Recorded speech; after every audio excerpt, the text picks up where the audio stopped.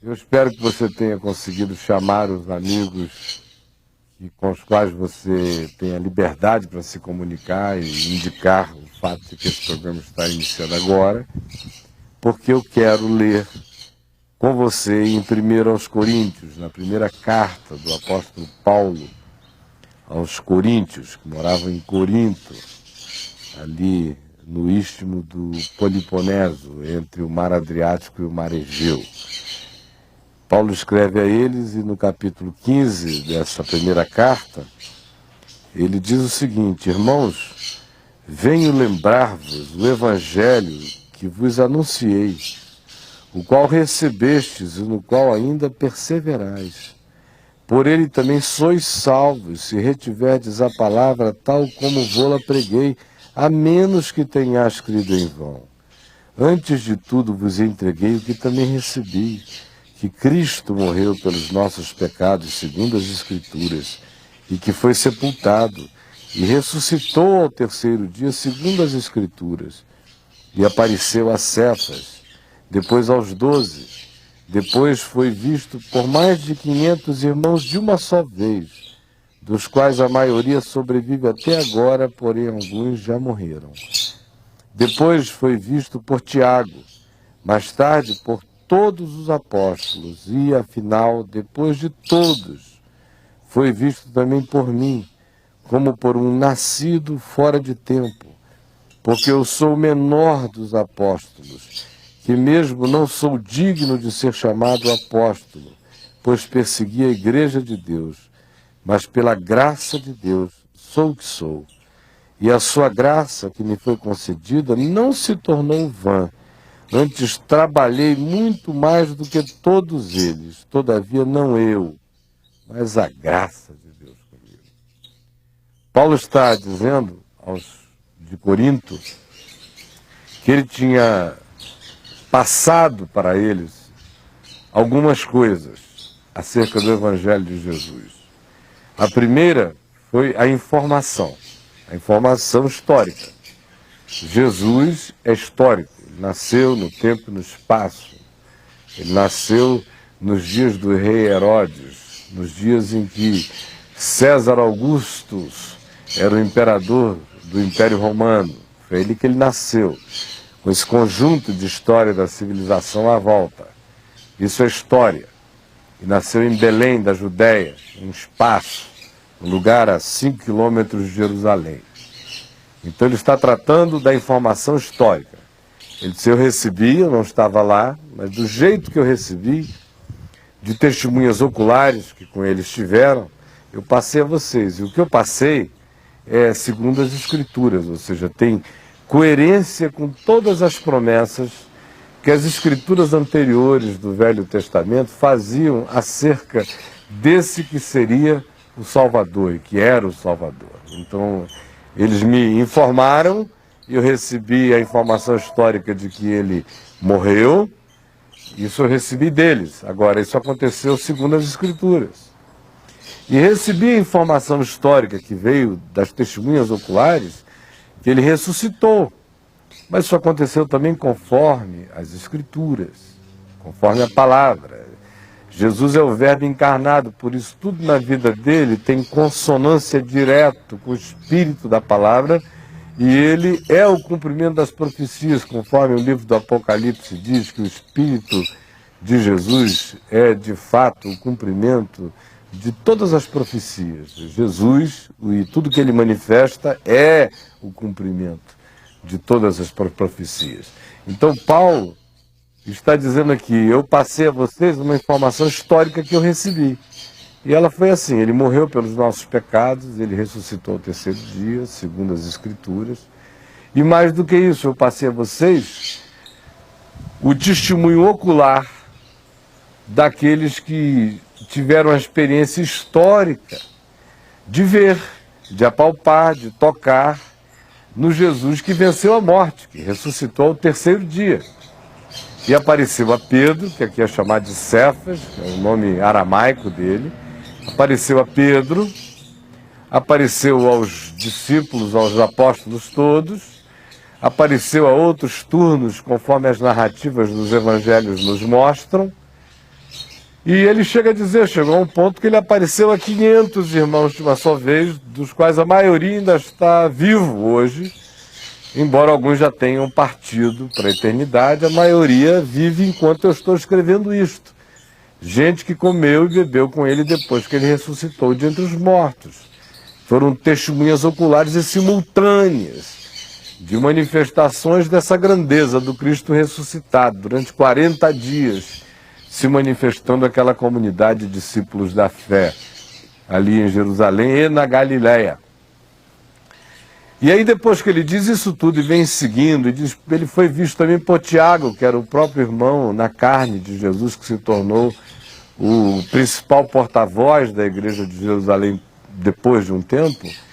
E depois de ter sido visto por Tiago, ele diz, ele foi visto também por mim. E ele nem leva em consideração o hiato de aproximadamente 15, 20 anos que houve entre a última manifestação de Jesus, quando ele foi assunto aos céus no Monte das Oliveiras, falando com os seus discípulos, e o que acontecera com ele, Paulo, uma década e meia, pelo menos, depois, quando ele ia andando com cartas nas mãos de Jerusalém para Damasco, na intenção de prender discípulos de Jesus, torturá-los, obrigá-los a blasfemarem do nome de Jesus, quando no meio da estrada ele vê uma luz que circunda todos, e todos os que estavam com ele viram a luz, e ele ouviu uma voz que os que estavam com ele ouviram de maneira não compreensível, mas ouviram toda a manifestação fonética de uma fala.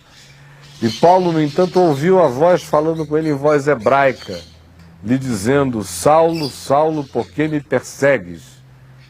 E ele caiu por terra de sua montaria e, prostrado ali no chão, ele perguntou, quem és tu, Senhor? E ele ouviu aquela voz que lhe dizia, eu sou Jesus, a quem tu persegues. Mas levanta-te e entra na cidade, aí em Damasco, aonde te dirão o que te convém fazer.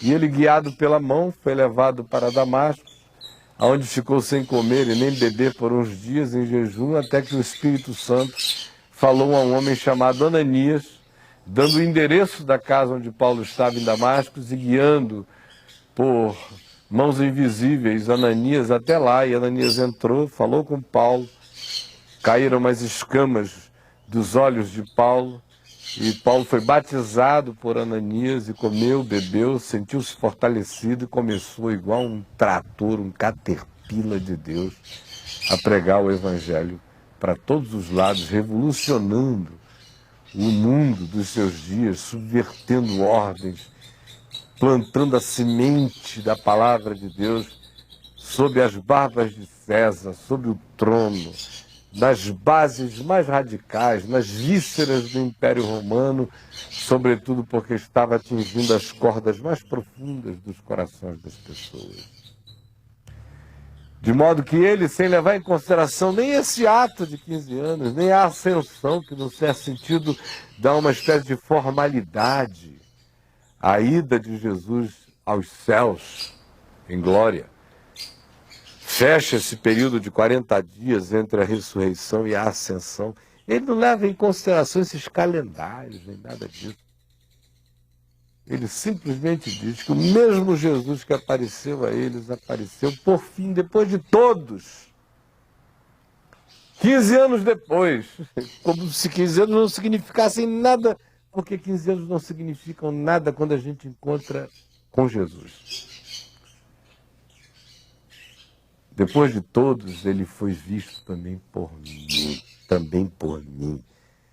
E a primeira coisa que ele está ensinando é que ter tido o privilégio de conviver com Jesus historicamente no tempo e no espaço, como foi o caso aqui de gente como Pedro, Tiago, João, Tomé, Bartolomeu, Maria Madalena, Maria e mãe de Jesus, os irmãos dele, as demais Marias, a irmã de Lázaro, Marta, Lázaro e quantidade enorme de outras pessoas, terem tido esse convívio, terem sido testemunhas oculares de todas as coisas, inclusive da ressurreição e da sua ascensão aos céus no Monte das Oliveiras, não dava a elas, pela mera experiência da sensorialidade histórica, simplesmente pelo fato de que eles tinham comido com ele, bebido com ele, pegado nele, ouvido palavras vindas da boca eterna dele, não fazia nenhuma diferença.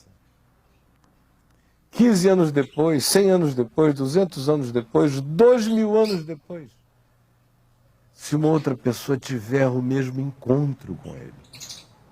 Por isso esse gap, esse espaço de 15 anos é desconsiderado por Paulo. Ele não leva em consideração nem a agenda religiosa que se fez depois do Cristo que sofre, do Cristo que morre, do Cristo que ressuscita, da Semana Santa, do Cristo que ascende aos céus. Nada disso. Para ele foi visto por eles e depois de todos, também por mim. Como se tivesse sido no dia seguinte ou no mesmo dia à tarde. Porque Jesus está vivo, gente.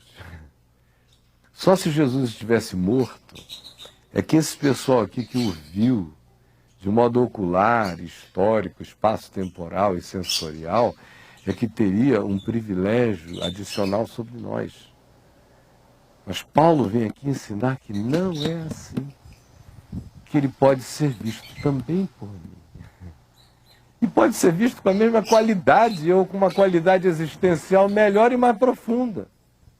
Porque a julgar por Paulo, nós diríamos o seguinte: nenhum daqueles 12 apóstolos que andaram com Jesus 3 anos e 3 meses, 3 anos e 6 meses, foram testemunhas oculares de todas as coisas, do ponto de vista da manifestação existencial, do choque do encontro com Jesus, nenhum deles manifestou intensidade mais surtadamente apaixonada por viver e levar os evangelhos até o conteúdo do evangelho, até as últimas consequências, até os confins da terra, como Paulo, que nunca viu Jesus historicamente, mas que o conheceu no Espírito, e que acerca disso diz, escrevendo outra vez aos Coríntios, numa outra carta, que se um dia alguém havia conhecido a Jesus segundo a carne, só segundo a história, só segundo a informação, já agora não o deveria conhecer desse modo, mas o deveria conhecer no Espírito. Por que eu estou falando isso para você? Porque você está aí sentado e você é de uma geração que nasceu, por acaso, aqui no Brasil, que é um país de berço cristão, inicialmente por causa da presença católica no fundamento, e em séculos e séculos de educação católico-cristã no país, depois de 150 anos para cá, pela chegada, a proliferação das variáveis e vertentes da reforma protestante, até as expressões autóctones dos grupos neopentecostais brasileiros fazendo seu próprio sincretismo de muitas coisas. Você está sentado aí, nesse contexto todo, assim, igual um sapo que foi sendo fervido e nem notou que a água estava fervendo. E quando você nasceu, dependendo de onde foi, batizaram você, ou se algum dia você teve uma crise de consciência, ficou muito doído, fez muita besteira, e aí ouviu dizer de um amigo seu que tinha ido para uma igreja evangélica, aí você ficou curioso e acabou indo com seu amigo até lá, e aí viu uma chance de mudar de vida e ficou. E aí disseram para você que mudar de vida em Jesus agora era ir sempre à igreja, era ler a Bíblia, se você puder, o tanto quanto possa, era poder ouvir os programas de rádio da igreja no rádio ou na televisão. Se você quisesse mostrar consagração a Deus, você deveria se envolver com os departamentos internos da igreja, e aí você deveria ou cantar no coro, ou num grupo de louvor, ou se tornar líder do louvor, ou um dos líderes do grupo de louvor, ou do grupo de jovens, ou do grupo de mulheres, ou da reunião de oração, ou da visita hospitalar, ou presidiária, ou de qualquer outra natureza. E que se você ficasse assim muito próximo do pastor, da pastora, dos líderes visíveis deste grupo, você, podendo servi-los, você estaria recebendo bênçãos maiores de Deus ainda. E você creu nisto e está frequentando o grupo, é tudo muito bom, é gostoso, as pessoas estão lá, depois que acaba tudo vocês saem para comer uma pizza, para comer um sanduíche, ninguém fuma, ninguém bebe, é um ambiente assim extremamente calmo, controlado. É verdade que às vezes as pessoas são meio fofoqueiras, se mordem um pouco, botam um monte de gente convivendo no mesmo espaço a vida inteira, elas acabam mordendo-se umas às outras, porque vão se alienando do resto da vida, do mundo, acabam rompendo amizades antigas, deixando de conviver com primos que não são da igreja, com outros que não têm a mesma crença, e vão se isolando naquele grupo, daqui a pouco vão ficando assim, pequenas, mesquinhas, e parece que o mundo inteiro se resume a aquilo que acontece naquele ambientezinho ali. E que Deus está preocupadíssimo com aquilo ali, do papel higiênico a qualquer outro departamento da comunidade. E o sujeito está me ouvindo aí e pensando o seguinte: não, mas esse negócio de dizer que se pode ter uma experiência com Jesus, que faça você poder dizer como Paulo, depois de por todos eles foi visto também por mim, é porque Paulo era Paulo. É o que dizem a você, não é mesmo? Tem gente que chega mesmo a dizer: você viu como aquele indivíduo era arrogante? Ele falou uma coisa que quase o comparava com o apóstolo Paulo, porque os católicos têm os seus santos oficiais, os evangélicos têm os seus santos emocionais e psicológicos, e Paulo é um deles. Assim como existe uma quantidade de pastores e líderes que são os santos das suas próprias igrejas. Eles é que dizem: ó, se você deixar de vir aqui, você não vai estar sobre a minha cobertura espiritual, a maldição vai cair na sua vida. Se você vier, você vai estar protegido. Ora, quem esse indivíduo se fez ser? Ele figura entre os santos padroeiros, os bruxos, os magos, os que acham que podem estender uma manta de proteção sobre outras pessoas. E os que creem nisso se colocaram numa perspectiva de fé doente pagã, que não é nem fé, é crença, é superstição. Então a maioria está nesse estado, e por isso quando se fala de Paulo, eles ficam pensando logo em alguma coisa que vem assim no segundo escalão de Jesus. Jesus, Paulo logo embaixo, por ali. Assim como para os católicos, a Virgem Maria está ali, em pé de igualdade. Ela tem um poder de intercessão mais sério. Porque as pessoas nunca acreditam, e esta é que é a verdade, nunca, que o Evangelho é para todos. Que aquelas pessoas que encontraram a Jesus eram um homem simples como você, eram pescadores, alguns eram indivíduos de reputação antiga não recomendada, alguns eram pessoas frágeis, alguns eram indivíduos sem horizontes, alguns eram pessoas amarguradas. Eles simplesmente encontraram Jesus. E quanto mais o efeito da realidade da pessoa de Jesus foi penetrando neles, mais transformados, alterados, revolucionados eles se tornaram.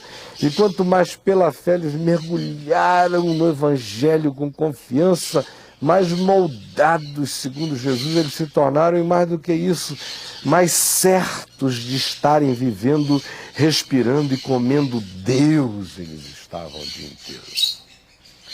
E é por isso que Paulo diz, 15 anos depois dos acontecimentos aqui de 1 Coríntios 15 sobre a ressurreição serem narrados, ele se coloca em pé de igualdade depois disso. 15 anos depois foi visto também por mim. E ele prossegue dizendo: porque eu sou o menor dos apóstolos, que mesmo não sou digno de ser chamado apóstolo, pois persegui a igreja de Deus. Ele se sentiu menor porque tinha perseguido a igreja de Deus, não porque tinha encontrado com Jesus 15 anos depois. Mas pela graça de Deus sou o que sou, e a sua graça que me foi concedida não se tornou vã. Antes trabalhei muito mais do que todos eles, os demais apóstolos. Todavia não eu, mas a graça de Deus comigo.